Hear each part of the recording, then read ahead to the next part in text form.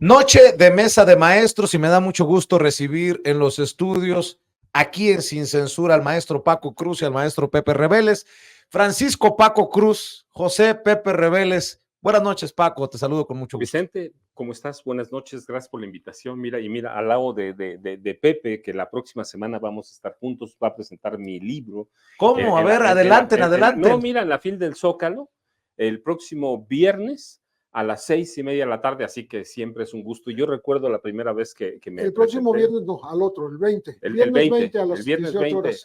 a las 18:30. A las 18, ajá. Sí, Pepe fue el primero que me invitó más o menos a ese tipo de ferias. Con él llegué a la Brigada para Leer en Libertad, así que siempre me va a dar mucho gusto. Y además, deja decirte algo que siempre recuerdo con mucho gusto, es el primero que le hizo una revisión a mi primer libro, ¿sí? Para un suplemento cultural que había en Reforma. Hizo una revisión de 5 libros sobre narcotráfico y la verdad es que siempre ha sido generoso conmigo. Y yo voy a estar ahí echándoles porras, ustedes en el escenario y en el público, uno de sus admiradores, que es su más seguro servidor. Pepe, ¿cómo estás? Muy buenas noches. Muchísimo gusto estar aquí y bueno, que vamos a estar juntos dentro de 10 días aquí con Paco en el Zócalo, lo cual me da más gusto todavía que podamos presentar su libro, exitosísimo libro que va para la 4ª edición. La 4ª.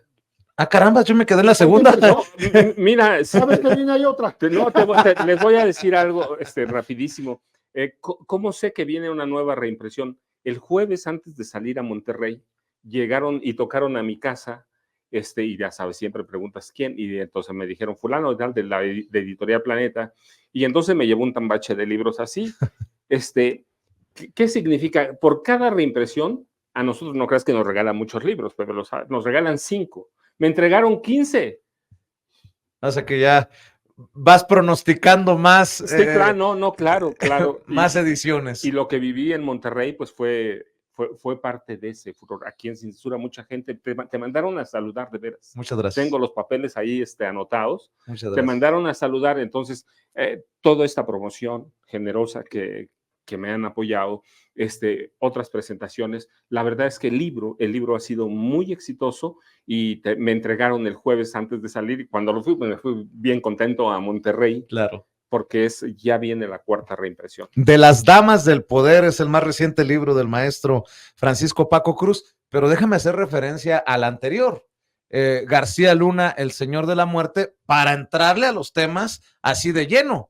Linda Cristina Pereira, la esposa de Genaro García Luna, que además es mencionada una y otra vez en el análisis, en tus investigaciones, en el libro García Luna, El Señor de la Muerte, pide, pobrecita, un amparo del Poder Judicial para no ser arrestada por uso de recursos de procedencia ilícita, o sea, lavado de dinero, algo así conocemos en el mundo, en el argot periodístico, mi querido Paco. Sí, mira, y además también viene, no sé qué número de reimpresión viene de El Señor de la Muerte, porque también me entregaron un paquete bastante grande, así que, no, mira, lo que dicen en mi pueblo, que Linda Cristina Pereira Gálvez está sintiendo que le llega el agua a los aparejos, ¿sí? Pasos en la azotea. Está sintiendo pasos en la azotea, ¿por qué? Porque sí, ciertamente ya hay lavado de activos, porque un juez en Estados Unidos ordenó regresar a México 44 millones de pesos en una propiedad, pero ¿eso qué significa? Que sí hay lavado de dinero, no es que lo estemos diciendo, no, lo estemos diciendo ahora, hay lavado de dinero, yo lo sostuvimos, lo hemos platicado en varias ocasiones, ella en este momento es la jefa del lavado, del control de los activos que se robó, que estafó o que obtuvo por narcotráfico Genaro García Luna. Así que está sintiendo, no debe tener problemas, tampoco. Tampoco claro. Es para asustarse. ¿Por qué? Porque ¿quién controla la Suprema Corte de Justicia de la Nación? Una mujer, Norma Lucía Piña Hernández, que ha protegido prácticamente desde el día 1 que tomó posesión como presidenta de la Suprema Corte del Poder Judicial, ha protegido a todo el grupo de Genaro García Luna. Me imagino a una Norma Lucía Piña diciéndole, no te preocupes, Linda Cristina, tipo Peña Nieto a Chayo Robles, pues porque hay que recordar que este Poder Judicial, Pepe, fue el que le descongeló las cuentas a esta señora el día que fue declarado culpable en Nueva York Genaro García Luna por sus vínculos con el narcotráfico. Y pareciera para la audiencia de Sin Censura, o podría significar o parecer para la audiencia de Sin Censura muy poco eso de regresar $2 millones de los 700, más de 700 millones que está buscando el gobierno que encabeza Andrés Manuel López Obrador, que regrese a Estados Unidos a México. Eso algo así como regresarle al pueblo lo robado. Pero si hay 2 millones que ya se aprobaron de regreso, pues sería cuestión nada más de empezarle a escarbar. A rascarle, sí. Ya fue beneficiada, como tú bien mencionas, ¿no? Cuando se le descongelaron los bienes, ¿no? Y si es la operadora principal, porque es curioso, no fue una burla, pero sí fue ridículo que ella pareciera como la única que habló en defensa de su marido. No encontraron a nadie más, así incondicional absoluta, ¿no? Y porque se ha dicho de muchas maneras, como ella y los hijos también, desgraciadamente, parece que los involucraron en empresas fantasma. Eso estaría en la Corte de Miami, en el juicio que inició México, que, como tú dices, pues son $2 millones, pero hay que dimensionar las consecuencias, porque en efecto, $2 millones significan el tercio de un 1% de lo que México está reclamando, que son $740 millones que se habría robado a través de contratos y triangulaciones Genaro García Luna en México y llevado a Estados Unidos. Pero si hay recursos de procedencia ilícita, me quiero imaginar que no importa si son 750 millones de dólares o $2 millones, eso es lo relevante, ¿no? Aquí hablan de la adquisición de unos departamentos, no mayor cosa, pero estamos hablando de empresas que produjeron dinero y que produjeron inversión y que la autoridad de los Estados Unidos tendría que ubicar dónde están esos dineros, si están en físico, están en un banco, están en bienes nada más, o están en los autos de lujo, están en un yate, o en todo, o en conjunto, ¿no? Pero sí, es importante que empiece a denunciar, a revelarse que sí hubo lavado de dinero, como tú dices, claro. No, pues son 2, vamos hasta 700, pero son 2, algo es algo, ¿no? Y creo que no la va a librar fácil, porque una cosa es ampararse, otra cosa es obtener la impunidad, sobre todo en una corte de Estados Unidos. Sí. No es en cualquier lado, es allá.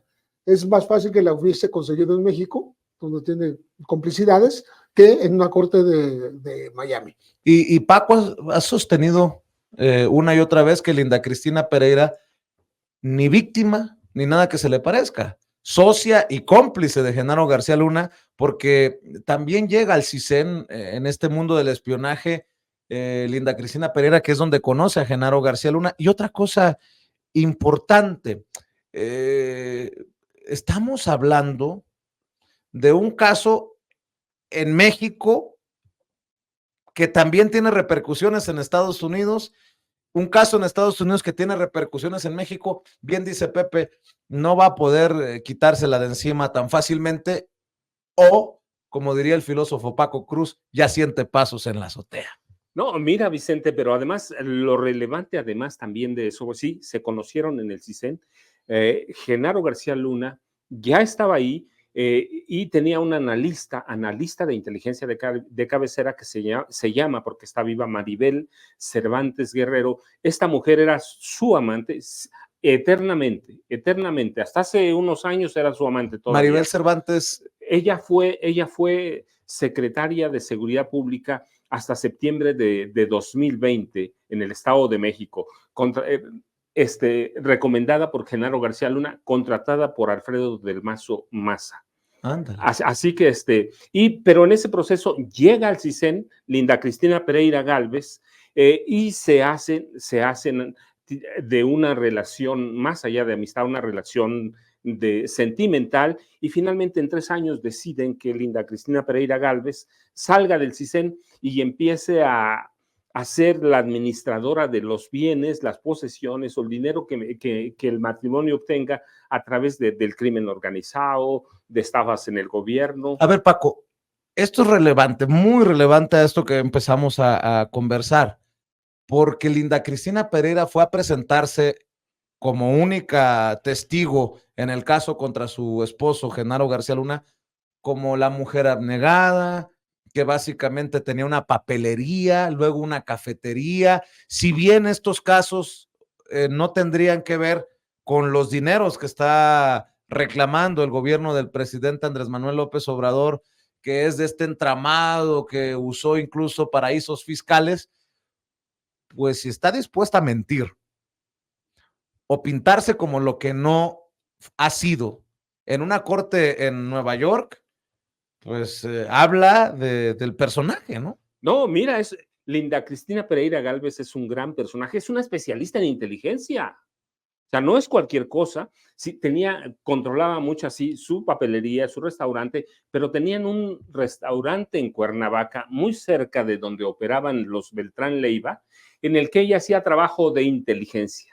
De inteligencia. Para eso ella contrataba personal de inteligencia, ella lavaba dinero desde allí, cuando caen los Beltrán Leiva, se empiezan a alejar de ese restaurante en Cuernavaca, pero hacían trabajo de inteligencia y ella era la responsable de contratar espías, de contratar analistas de inteligencia. Sí, no es una mujer común y corriente, es una mujer que es especialista en inteligencia, en espionaje, así que no es una mujer cualquiera, hay que tener mucho cuidado. Recuerdo que algunos colegas periodistas se sorprendían por la capacidad de Linda Cristina Pereira de no doblarse en el banquillo de los interrogados allá en Nueva York, que les decía, pues es que no tienen a Pepe Revelos o a Paco Cruz en la mesa de análisis de sus medios de comunicación, porque entenderían pues, que se trata de una mujer del mundo del espionaje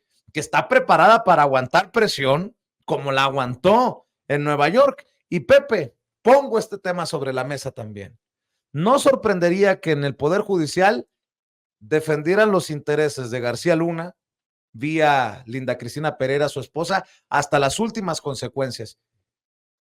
Por las razones que ustedes quieran, pero además porque el Poder Judicial está confrontado con el presidente Andrés Manuel López Obrador y en momentos en que se les podrían extinguir sus fideicomisos, en momentos en que se cuestionan sus presupuestos para el próximo año, que se han exhibido sus privilegios, su trato VIP a costa del dinero de los mexicanos y mexicanas, pues no van a dar el brazo a torcer así nada más porque sí, y porque además ya nos han demostrado una y otra vez de qué lado de la mesa están, Pepe. Por supuesto, hay que apuntar aquí que este café que ella tenía en Cuernavaca y que tenía, después se instaló también en Estados Unidos, era una especie de fachada donde en realidad daban asesorías en seguridad. Como egresados del CISEN tenían la posibilidad y la fama y el conocimiento para poder dar estas asesorías a gente de Estados Unidos, no nada más de México. Eso es importante. Y eso es un verdadero negocio. La cafetería no. La cafetería podría pasar inadvertida, no sería importante, pero sí los negocios detrás.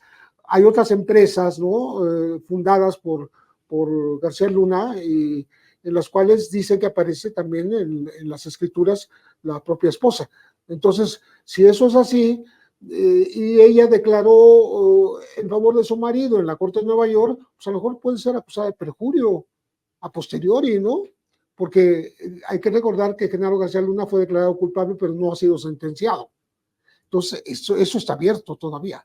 Todavía pueden incorporar acusaciones, en este caso de Linda Cristina Pereira, ¿no?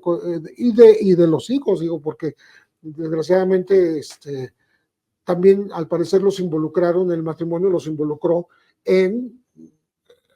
para ser como terceros en beneficiarse y en triangular los recursos a través de diversas empresas, algunas fantasmas y otras no tan fantasmas, ¿no? Pero es ¿cómo puedes organizar tantas empresas para acumular $740 millones? ¿Qué es lo que sostiene la UIF? Entonces me imagino que tienen los pelos en la mano para hacer una acusación formal en una corte de Miami, por 740 millones de dólares que quiere México que se le devuelvan. Este dinero que quiere México que se le devuelva, como dice Pepe, es basado en los expedientes de la Unidad de Inteligencia Financiera. Así es. Pero, para la audiencia, con mucho respeto, y no pretendo pecar de soberbio ni nada por el estilo, aquí queda demostrado también que el periodismo de investigación, el periodismo enfocado y llevado a beneficio de la gente de a pie, da resultados. Porque mucho de la investigación de la Unidad de Inteligencia Financiera surge después de que periodistas dan a conocer dónde está Genaro García Luna, las propiedades que tiene, hasta el restaurante. Acuérdate, alguna fijación han de tener también con los restaurantes, esta familia, porque tenían un café en Morelos, después un restaurante en Miami, otro acá. Así que, mi querido Paco, también hay que decirlo, mucho de lo que se pueda conseguir que regrese a las arcas, de alguna manera inició también con el periodismo de investigación. El periodismo que los que no practican, los que han defendido a Genaro García Luna, como los Carlos Marín, los Riva Palacio, los Gómez Leiva, etcétera, etcétera, etcétera. Y lo menciono yo, con nombre y apellido, Paco. No, mira, lo querían hacer presidente. Lo querían hacer presidente, verdaderamente. Le estaban haciendo una imagen presidencial. Pero el caso es mucho más grande que eso, porque Pepe toca un punto que tiene razón. Genaro García Pereira, sí, ya involucrarlo. El hijo, Genaro García Pereira, a él lo estaban preparando para ser el director general de la empresa que se iba a dedicar a la venta de software, de material de inteligencia. Él iba a ser el director, él iba a ser el gran espía de México. Y los periodistas de investigación lo que hicimos, una partecita a cada quien, es que hicimos el trabajo que nunca hizo el Ministerio Público. Sí, pero ¿quién lo iba a hacer? Claro. ¿Quién lo iba a hacer? ¿Los procuradores impuestos por Felipe Calderón o por Enrique Peña Nieto? No, claro, es una parte del periodismo de investigación. Ni siquiera nos pudieron dar jamás en los servicios de inteligencia del gobierno, incluida la PGR, el CISEN, quien sea, todos, a dónde había nacido Genaro García Luna. Jamás nos dijeron que venía de una familia que había robado, que venía perseguida de Michoacán, que venía huyendo, y que Genaro García Luna había sido educado por agentes de lo que fue alguna vez en México el servicio secreto, y que a los 17 años era un criminal y que su expediente estaba dentro del CISEN.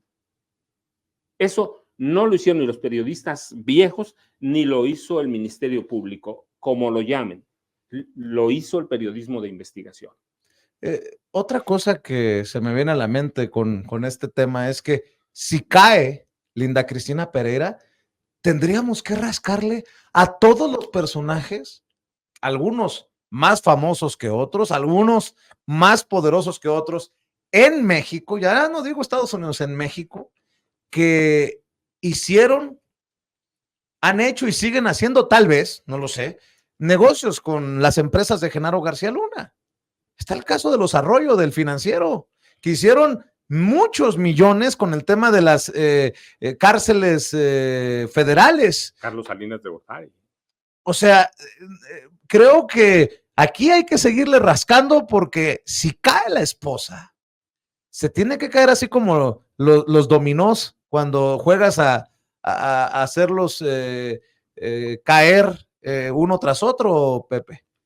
Sí, me parece que hay mucha historia que seguir ahí. Para empezar, el círculo cercano de colaboradores, que obviamente, si fueron colaboradores, fueron cómplices de Genaro García Luna dentro de la Secretaría de Seguridad Pública, está integrado por más de una docena. Javier Herrera Valles los llama los 12 apóstoles, ¿no?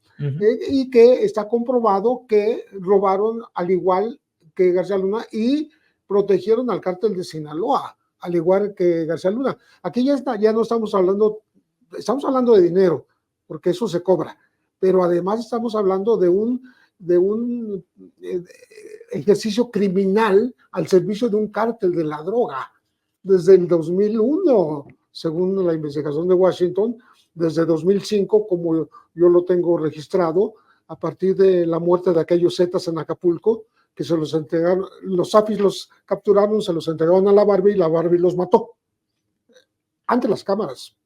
Esa es la historia.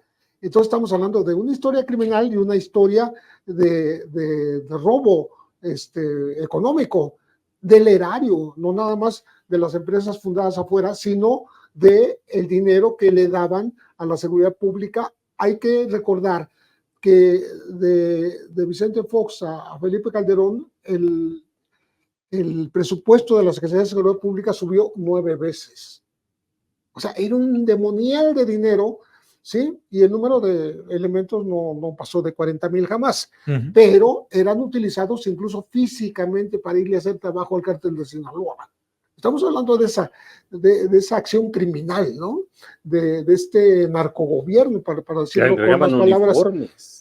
Le entregaban uniformes, patrullas. Ahí está lo que declaró el grande. Sí, que él iba uniformado y con credencial y con arma. Cuando detuvieron al rey, Zambada. Exactamente.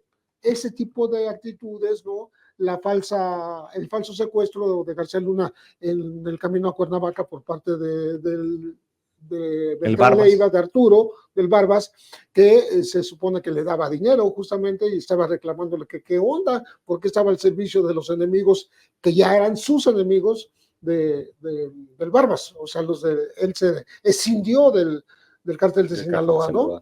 Entonces, ahí está todo eso involucrado y cómo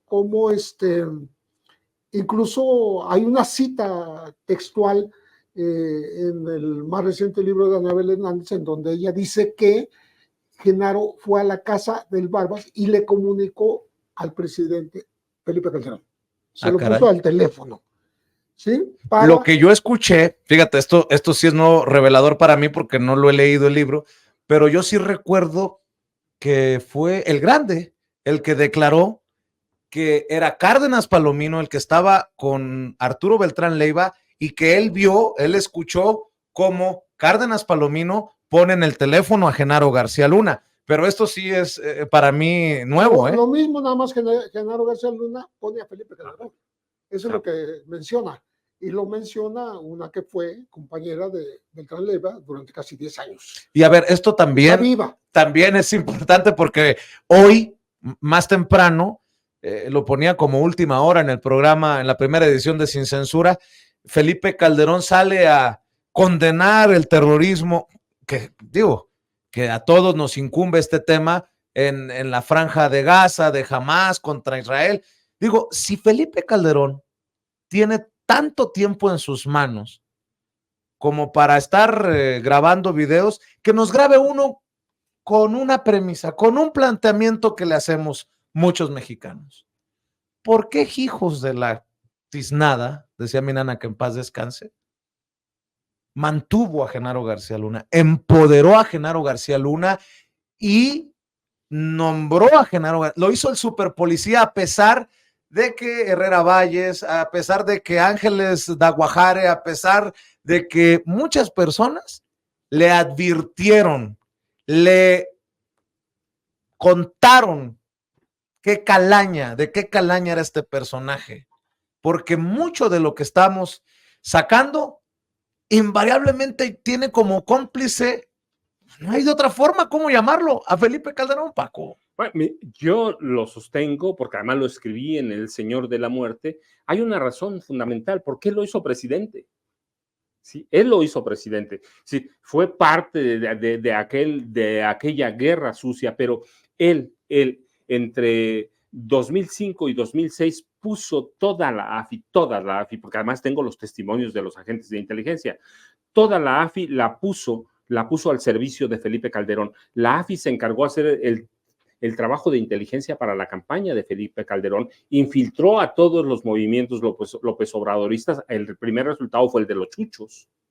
El de los Chuchos le hizo todo ese trabajo y luego, ustedes recuerdan, yo lo he comentado porque además sí lo escribo, el día que toma posesión Felipe Calderón, por primera vez un civil tenía a su mando a un promedio de 2,800 elementos élite de la Marina Armada de México que tomaron el Congreso, tomaron posesión, permitieron a Felipe Calderón entrar por atrás, y bajo el mando de Genaro García Luna. Esos comandos tenían la orden de que si algún elemento, algún legislador, senador o diputado interrumpía la toma de protesta de Calderón, lo aniquilaran, a como fuera. Pero quien estaba al mando no era un almirante, un capitán, un teniente coronel, era Genaro García Luna. Así que tomaron 2.800 marinos, todo el mundo lo vio, entra por atrás del Congreso de la Unión que sesionaba en San Lázaro, solito hace toda la ceremonia y solito lo sacan por la puerta de atrás. Es la ceremonia más vergonzante. Así que no puede, eso por un lado. Por otro, pues él le coordinó toda la campaña. Él le coordinó y él hizo trabajo de inteligencia para Margarita Zavala Gómez del Campo. Lo dije cuando tenía que decirlo. Margarita Zavala dependía mucho de Genaro García Luna. Él le hizo trabajo para su candidatura a la presidencial independiente, le hizo trabajo para su partido político. Entonces, ahora entendemos por qué tuvo que retirar su candidatura a Margarita por las firmas falsas, las firmas irregulares. Pues, hay niveles. Cuando cayó Genaro García Luna en Estados Unidos, Margarita dio la orden de destruir, como algunos periódicos, de destruir todo el trabajo que había hecho García Luna. Y a ver, que no hay que confundirnos, Pepe. Las empresas de García Luna llevaron el dinero a Estados Unidos, lo triangularon a paraísos fiscales, pero la gran mayoría de los negocios fueron con gobiernos. El gobierno federal en tiempos de Peña Nieto, con Miguel Ángel Osorio Chong como secretario de Gobernación, hoy senador, o sea, es actor político actualmente. El caso de Miguel Ángel Mancera, también cuando era jefe de gobierno, y los contratos. O sea, que no nos confundamos pensando en, bueno, pues es dinero de negocios que pudo haber hecho en Estados Unidos. No, el dinero terminó en Estados Unidos, pero los negocios se hicieron acá, como el que mencionábamos de las cárceles federales, que también involucra a el dueño del periódico El Financiero, el señor Arroyo. Sí, eso es lo que iba a mencionar. Parte importante fue lo de las cárceles, ¿no? Pero había la capacidad de hacerse de empresas que tuvieran capacidad de construir infraestructura. Y además, déjame, antes de que se me olvide, Pepe, hasta el PAN está embarrado, porque recuerdo que Pablo Gómez, hoy titular de la Unidad de Inteligencia Financiera, en el búnker, cuando el presidente hizo su conferencia y nos dieron el tour en el búnker, dijo, hay por lo menos tal cantidad, creo que era 1 millón o 2 millones, que terminaron de este dinero, de este merequetengue, en el Partido Acción Nacional, cuando Gustavo Madero era presidente del partido. Perdón, Pepe, por interrumpirte. Sí, yo no me recuerdo esa anécdota, pero sí, tienes razón, hubo una acusación específica, ¿no? A mí me parece que la presencia casi era omnímoda de un jefe de policía que se metía en los negocios, que se metía en las cárceles, que se metía en los negocios de inteligencia, la asesoría a los gobiernos de los estados, que seguramente le pagaron con muy buen dinero en su momento, y no todos los negocios fueron en Estados Unidos, en efecto, ¿no? Ya se descubría cuando aparezcan los otros millones. Ya dijimos al principio, son 2 millones de dólares contra 700 y tantos, todavía falta muchísimo. Apenas empezó el caminito, ¿no? Pero empezó bien, porque están hablando de que hay evidencia de utilización de recursos de procedencia ilícita. Esos, vamos a ver hasta dónde se descubre. Creo que es importante volver a destacar que en México no se le había acusado de nada a García Luna hasta que fue detenido en Estados Unidos. Ni de un delito económico, ni de nada, ni de tortura, ni ejercicio indebido de la función pública, ni enriquecimiento ilícito, ni asesinatos, ni nada que se parezca. Nada. Fue hasta que ya estaba detenido cuando México decía, hay que extraditarlo. ¿Para qué? Digo, lo acusaron de un lavado de 28 millones de pesos en ese momento, y era muchísimo menos de lo que ahora lo están acusando, ¿no? Entonces, creo yo que el personaje da para mucho, ¿no? Y va a dar en los próximos meses. Si antes de marzo de 2024 no se declara culpable, pues está por ahí está la espada de Damocles de la cadena perpetua. Hay otra cosa que me llama la atención, porque hace cuántos días, sería hace como un par de días que poníamos el grito en el cielo porque el Poder Judicial, un tribunal, negaba la orden de aprehensión contra Genaro García Luna por enriquecimiento ilícito, seguramente se acuerdan. Y ahora es por uso de recursos de procedencia ilícita que la señora, la esposa de García Luna, dice, me amparo. Esas cosas que están ocurriendo que nos llevan también a hablar a un poder judicial que tiene, lo hemos mencionado una y otra vez, y sigamos poniendo el dedo en la llaga, muchos intereses, algunos inconfesables, algunos inmorales, algunos que no conocemos, pero este poder judicial que lo está politizando pareciera todo, y si no, mucho de sus decisiones, Paco, y ahí te la dejo de tarea, eso de a Genaro García Luna se le elimina la orden de aprehensión por enriquecimiento ilícito hace unos días y su esposa pide amparo por uso de recursos de procedencia ilícita apenas hoy. A mí, mira, yo te lo digo, yo tengo la respuesta porque además viene en García Luna el Señor de la Muerte, ¿sí?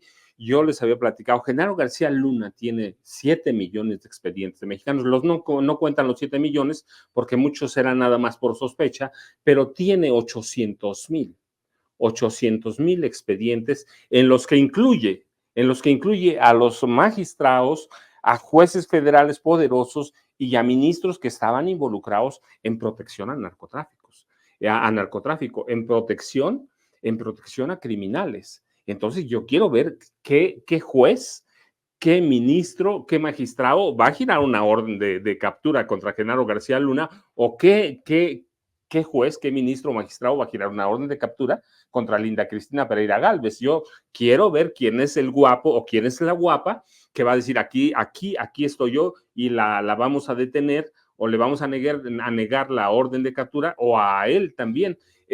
No creo que Genaro los tiene agarrados mira, en mi pueblo te lo voy a decir, dicen salva hacia la parte, los tiene bien agarrados. Por eso están muy protegidos y por eso les es más fácil recurrir a la justicia mexicana, porque el Poder Judicial no sabe con precisión cuántos expedientes tiene García Luna que se manejaron, y hay que decirlo, a través de la red tecnológica o la plataforma tecnológica de teléfonos de México.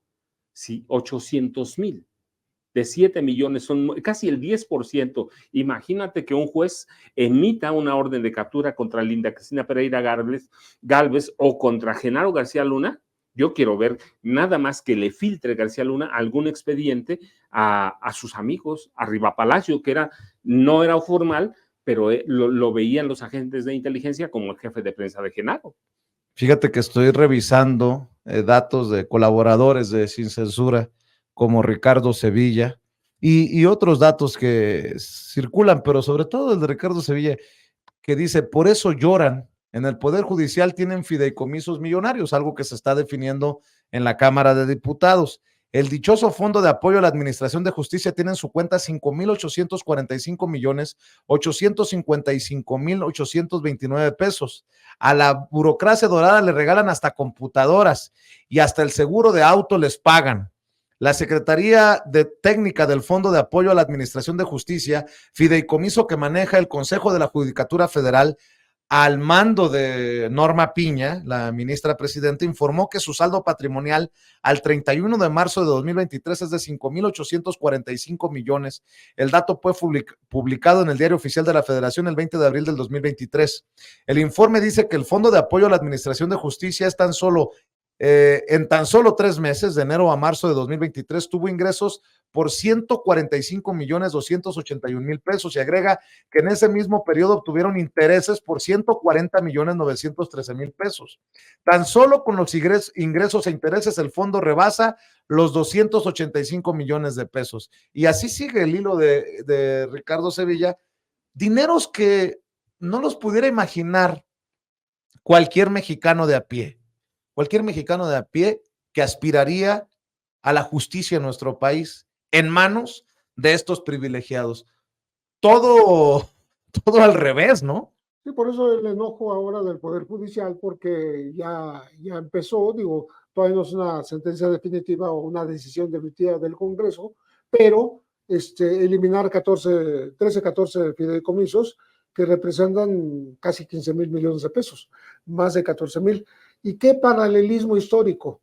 Porque justamente la manera de sustraer dinero del erario de parte de García Luna fue a través de fideicomisos, ni más ni menos. Fideicomisos de los que no rendía cuentas. Un fideicomiso no tiene obligación de rendir cuentas, ¿no? Un fideicomiso se puede fabricar con los sobrantes del no ejercicio de los presupuestos. En vez de devolverlo a Hacienda, lo conviertes en fideicomiso por cualquier pretexto, para los trabajadores, para gastos posteriores. García Luna con esos fideicomisos compró los 3 helicópteros Hawk, que le costaron en la época, fueron, déjame ver, son 14 millones de dólares cada uno, fueron 42 millones de dólares. Claro que después la Marina los compró y los compró en 28, y luego los compró el Ejército y los compró en 40, los mismos helicópteros. Pero el que puso el ejemplo con los fideicomisos fue Genaro García Luna. Hay otro dato que... Mira a dónde estamos terminando con esto.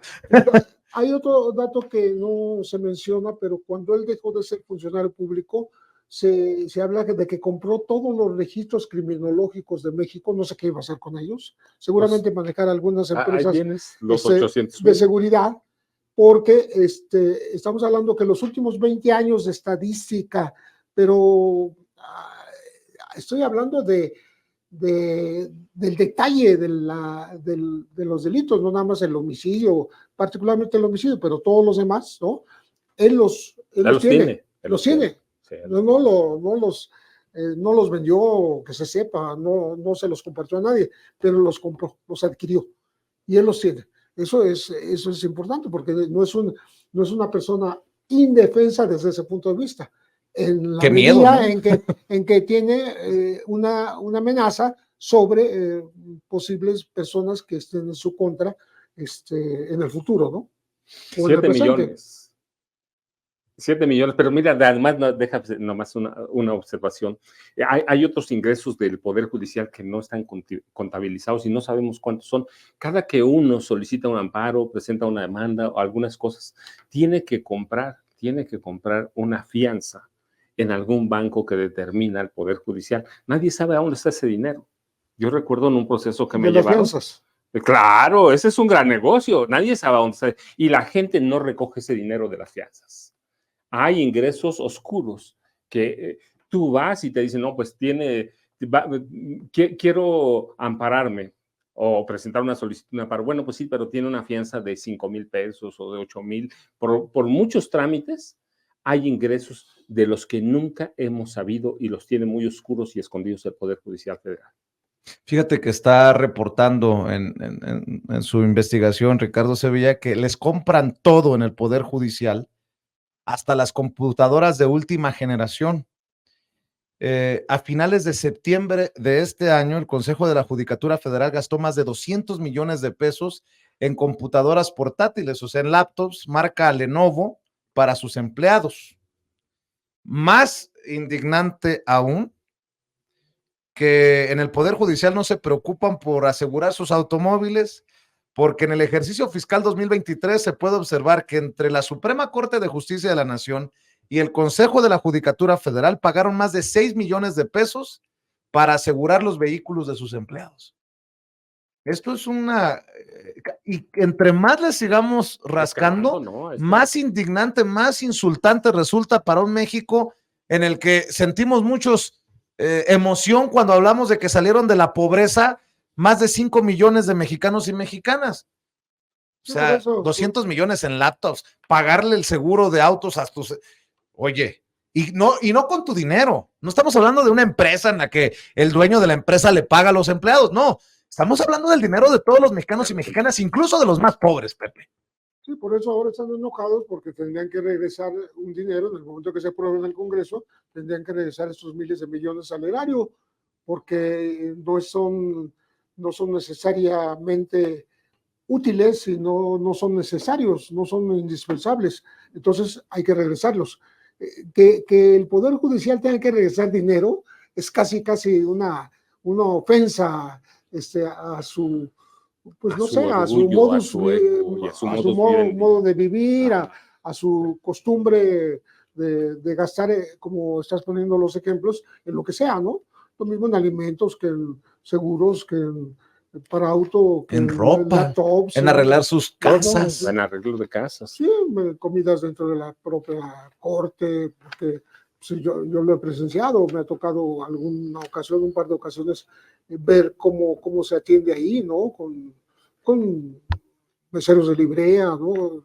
Digo, estamos hablando de grandes lujos, ¿no? Que no tiene otros funcionarios públicos. Todo el mundo sabemos que los del Poder Judicial tienen ese privilegio. Además, el presidente ha dicho que los trabajadores del Poder Judicial no tienen nada de qué preocuparse, que no afectará, no los va a afectar, aunque veo pues que intentan torcerlo todo para hacer ver al presidente, aunque no es el presidente el que lo está buscando, esto de eliminar, extinguir los fideicomisos, porque son los diputados, exactamente. Es una atribución exclusiva de la Cámara de Diputados. Yo quiero ver, tienen semanas discutiéndolo, yo quiero ver qué va a hacer el Poder Judicial el día que lo aprueben. Ha vetado todo, se ha convertido en un legislador, pero esta es una facultad exclusiva del Poder de la Cámara de Diputados, no del Poder Legislativo, de la Cámara de Diputados. Así que los diputados que llevan semanas discutiendo eso, que lo hemos visto en la televisión, lo hemos visto en las redes sociales, en las plataformas, yo quiero ver qué va a hacer Norma Piña. Mira, ella... Quiere el Parlamento abierto, dice Margarita Zavala, entre otras cosas. Ella pensaba que iba a pasar a la historia como la primera mujer que llegaba a la presidencia del Poder Judicial Federal y por lo tanto de la Suprema Corte, va a pasar a la ignominia, ¿eh? La van a odiar los trabajadores del Poder Judicial. No, y cuidado con cómo reaccionen, porque tanto le han criticado al presidente, le han dicho que no respeta la división de poderes, que por ahí se atreven desde la Suprema Corte a querer vetar o a querer echar abajo esto, una decisión exclusiva, bien dices, Paco, en el Poder Legislativo y en este caso la Cámara de Diputados. Pero bueno, estamos al pendiente de lo que ocurra y si me permiten poner, y regresamos si gustan a los temas, dependiendo de cómo vaya surgiendo, pero hay un tema que me llama mucho la atención, porque el presidente, por ejemplo, había dicho que no iba a ir a la cumbre de la PEC en San Francisco, pero que Joe Biden le habló, lo invitó y dice que para más o menos respetar la cordialidad va a ir. Y me llamó la atención, porque también se habla de una cumbre de migración en Palenque, en Chiapas, en los que están invitados por lo menos una docena de países latinoamericanos, 14, pero no está invitado Estados Unidos, tengo entendido. No. Y lo que habla de decisiones soberanas, nunca sometidas, como antes, si me permiten la expresión, al imperio, Pepe. Sí, por lo menos están proponiendo soluciones alternativas o que se les tome en cuenta para ver cómo pues no se frenan, sino se tratan de ordenar los flujos migratorios. Estamos hablando de momentos en que hay decenas de miles que están por la zona del Darién y que desde ahí se vienen a México. Estamos hablando de la acumulación de migrantes en la frontera norte, que a propósito el gobernador de Texas medio les abre y les cierra la puerta con una especie de válvula que quita las boyas, las vuelve a poner, como jugando con el tema, porque es un tema preelectoral. Pero en esta reunión donde van a estar Guatemala, Honduras, El Salvador, Nicaragua, Panamá, Ecuador, Colombia, por supuesto Venezuela, etcétera, bueno, Cuba va a estar, están planteando alternativas. ¿Qué hacemos? ¿Cómo logramos que se comparta los beneficios del desarrollo y en vez de criminalizar, en vez de atacar a los migrantes, que se les dé oportunidad de desarrollarse en su propia tierra o en sedes alternativas, ¿no? No que todo el mundo se marche hacia los Estados Unidos, porque eso es imparable, ¿no? De todas maneras, seguirá siendo porosas las fronteras, pero y hay por lo menos, como tú dices, un principio de iniciativa de los países expulsores de migrantes, ¿sí? Para decir, bueno, ¿cómo solucionamos juntos este problema?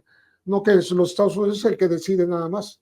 No de sometimiento, pues. No, para nada. Y, Es me parece a mí, una reunión autónoma, de una cumbre autónoma en Palenque, que puede aportar soluciones exactamente alternas para un problema que no es de un país, es un país de muchos países, ¿no? Y me apuras tantito con la decisión del gobierno de Joe Biden, del gobierno de Estados Unidos, de meter la mano en un conflicto al otro lado del mundo como el que está ocurriendo en la Franja de Gaza. Pues apúrame tantito y miles de esos que están saliendo huyendo van a terminar invariablemente en la frontera sur de Estados Unidos, en la frontera norte de México, buscando a sus familiares en Estados Unidos. Y en su gran mayoría a quienes me refiero que están siendo desplazados son de origen palestino. Por ahí no lo han fildeado, no lo han visualizado, pero también esta expulsión, esta movilización forzada de personas terminará con un impacto, no sé qué tan grande vaya a ser, pero en la frontera, en las fronteras de Estados Unidos, Paco.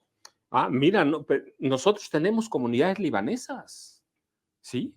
Tenemos comunidades pequeñas, si tú quieres, de ascendencia árabe, ¿sí? Necesariamente van a venir a Latinoamérica. Si el conflicto entre Israel y Palestina es más grande que Israel y Palestina. Es un conflicto que necesariamente atraviesa cuestiones de geopolítica. Toda la región, y esa región eventualmente sí, va a terminar en parte en Estados Unidos y en parte en América Latina, y eso necesita necesariamente otras respuestas. ¿Por qué? ¿Se va a acabar ese conflicto? No se va a acabar por los nuevos, no nuevos, en realidad es que empiezan en los 90, el sionismo, la ultraderecha de Israel, no va a terminar ese conflicto hasta que aplaste, aniquile o elimine a los palestinos de la Franja de Gaza, después en Cisjordania. Es decir, sí hay que verlo de este lado, nos va a repercutir y no es una guerra que va a terminar mañana. Ya hay evidencias de que están usando el ejército israelí está utilizando armas químicas, fosfato de blanco, por ejemplo. Es decir, es un conflicto que va a durar y eventualmente nos va a repercutir a todos a través de la migración. Y también quiero decir que en la politiquería asquerosa de la oposición en México, quieren meter en el merequetengue con una declaración que se le salga al presidente en un conflicto que no debería de correspondernos, así como estuvieron presionando incluso con la embajadora de Ucrania en México para que el presidente se posicionara en el caso de Ucrania contra Rusia. Así veo también la intención de esta oposición de que el presidente tome pues un lado, y es del lado de Israel, y el presidente ha dicho neutralidad. Todo lo que sume oposición lo van a emplear, sea aquí o en el Medio Oriente. Sí, claro. En efecto, la posición de México de decir, no estamos por la paz, o sea, no queremos muertos ni de un lado ni del otro, pues dice, el que calla está otorgando que haya terrorismo, le contestó la embajadora de Israel. No estoy defendiendo eso, estoy defendiendo que haya paz, que haya un arreglo, pero pues la respuesta de Israel a estos actos terroristas que en efecto ocurrieron por parte de Hamas, pues ha sido devastadora. Es el ataque más brutal en muchas décadas contra la Franja de Gaza. Para que la gente se dé una idea de lo que estamos hablando, es un territorio 10 veces más chico que Tlaxcala, con 2,5 millones de habitantes.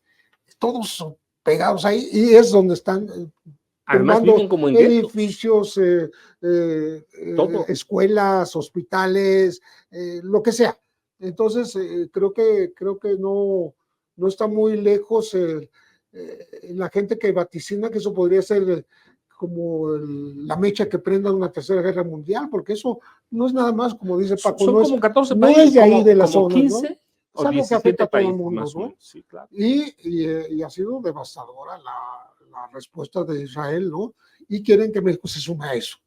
Y la ONU ya también ha dicho que se estarían violando tratados internacionales de guerra a la hora de cerrar fronteras. Firmados acuerdos desde 1997, claro. fíjate, no nuevo, desde 97, es decir, está violenta la situación. Por ejemplo, el quitarle la electricidad a una zona alimentos, es condenar tarde o temprano a la muerte, a enfermos, heridos en hospitales, a niños, ancianos, etcétera, etcétera, etcétera. Por eso es importante entender una decisión así del presidente, que además, desde mi perspectiva, asume una posición de estadista, porque pues está entre tantas presiones, ¿no? Un Estados Unidos que históricamente respalda a Israel y una Latinoamérica que está inclinada al reconocimiento del Estado de Palestina. En fin, son tantas aristas en un enfrentamiento, en un conflicto histórico de todos los tiempos, ¿no? Sí, además no se mencionó, pero la doctrina Estrada, ¿no? El respeto a las decisiones de los pueblos de manera autónoma, ¿no? Y uno no tiene por qué meterse a decir qué deben hacer, ¿no? Y creo que la postura fue clarísima, ¿no? Aunque existe, como se dijo aquí, yo creo que la Cancillería empezó a decir que había el derecho de réplica, de respuesta por parte de Israel a un ataque terrorista, se diluyó eso, porque es como decir, bueno, tiene derecho a atacar. Pues no se trata de atacar y de matar de los dos lados, ¿no? Y ahorita vamos, si sumamos de las dos partes, van más de 2.500 muertos, ¿eh? Y eso va a seguir, desgraciadamente, y me parece que México hizo bien en mantenerse al margen de ese conflicto. Y las presiones llevaron, por ejemplo, a la canciller, a la secretaria de Relaciones Exteriores, Alicia Bárcena, a escribir en redes: seamos claros, y de hecho lo puso hasta el tope de su cuenta, seamos claros, México aboga por la paz, el diálogo y la protección de civiles sin matices.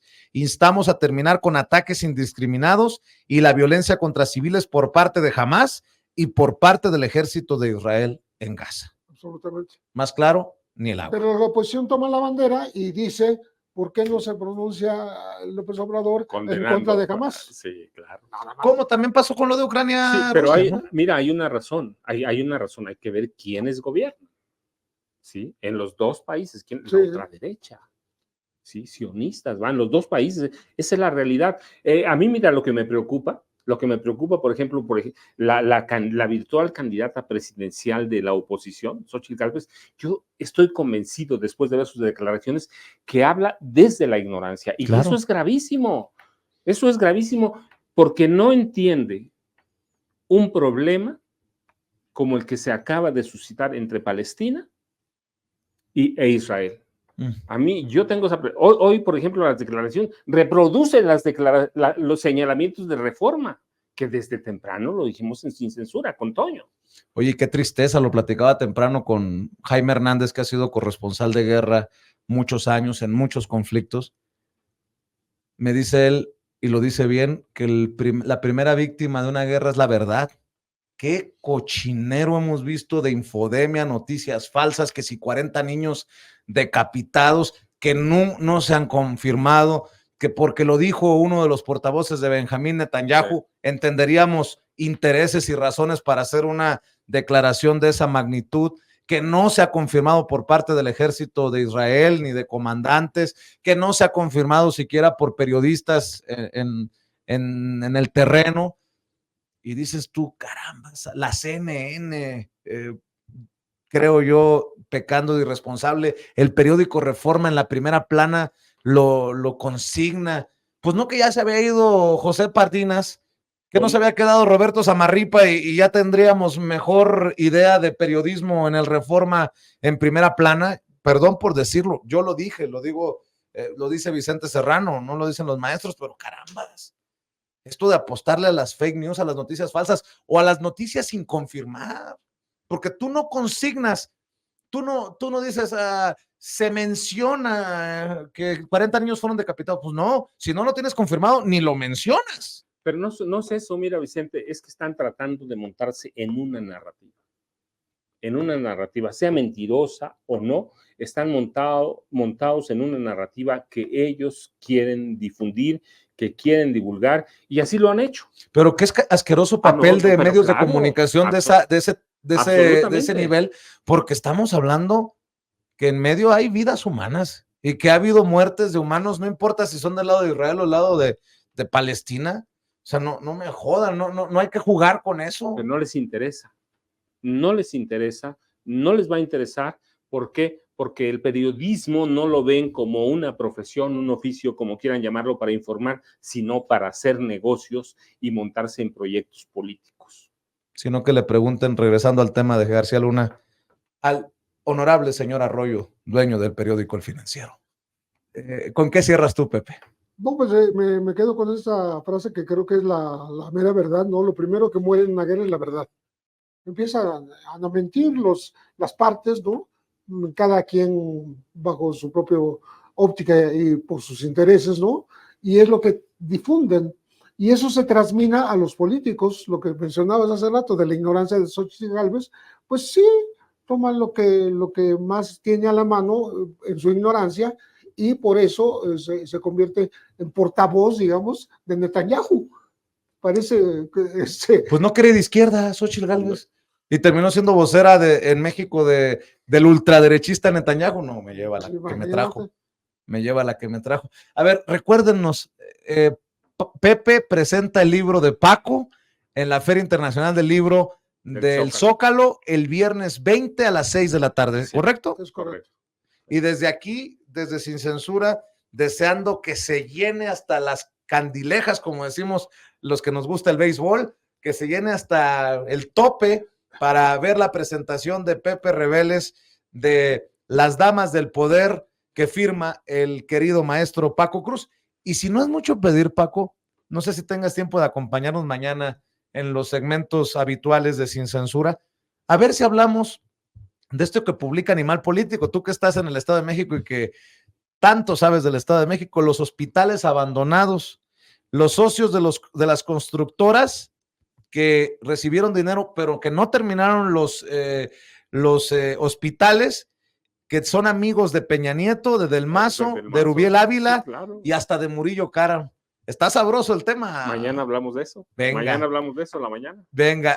Hablando de sabroso, yo sugiero que hablemos del libro de Paco después de que pase la presentación a la feria para que no parezca boicot, ¿no?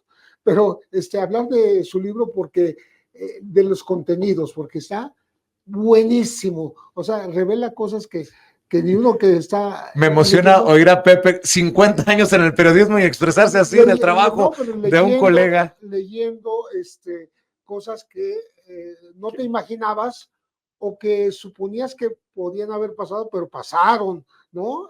Pero están descritas con gran detalle, con gran maestría por Paco, y creo que vale la pena dedicarle un programa a las damas del poder.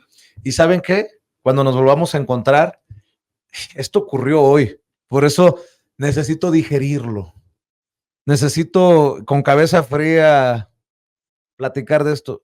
La condecoración a Salvador Cienfuegos, fíjate que aquí, te dio hasta escalofríos, sí, claro. Fíjate que aquí el querido abogado César Gutiérrez Priego, cuando el caso Cienfuegos dijo, lo van a detener, lo van a soltar y va a terminar después tranquilo en su casa porque hasta lo van a condecorar.